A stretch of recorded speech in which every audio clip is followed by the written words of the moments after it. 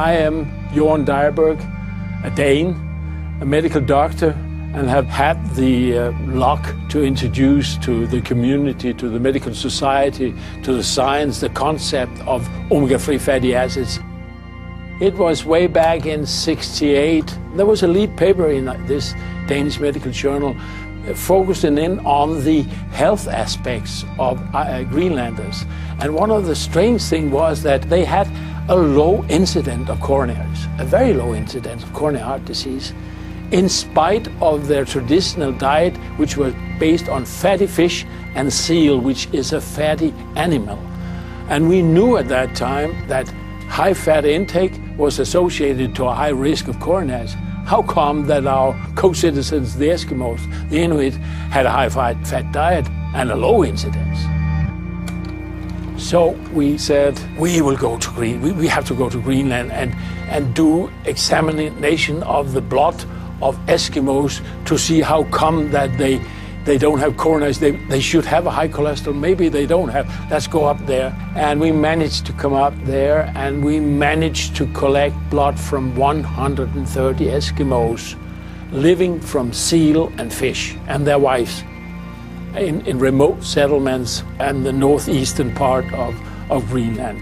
And that blood we brought back home and we analyzed it. I did the lipoproteins up there, and we presented the results. And this was that. We had seen they had lower blood cholesterol, but not that much lower, so there must be an extra explanation.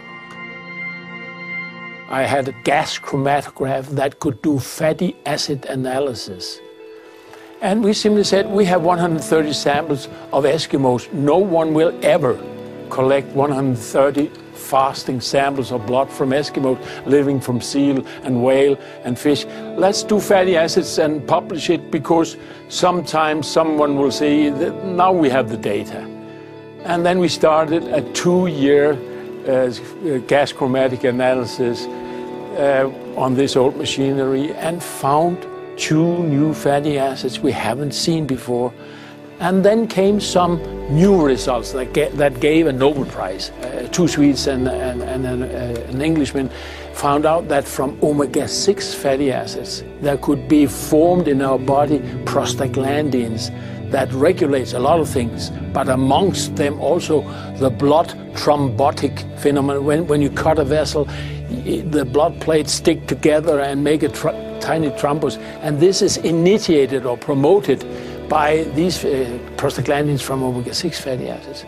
And we suddenly got the idea that what if that from our omega-3 fatty acids that nobody cared about or knew about for that side, icosapentaenoic acid, could be made prostaglandin that didn't favor the clotting that much. That would mean 2 things.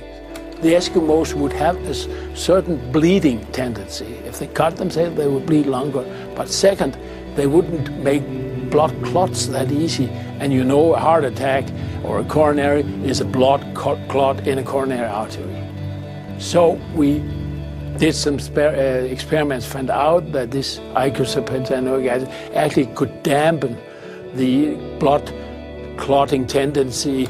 And we went up there and measured bleeding time by making tiny cuts and measuring how long you put a stasis on the arm and cuts and measure how long it bleeds until it stopped bleeding. And in Danes it was 4 minutes, and in Greenland it was 8.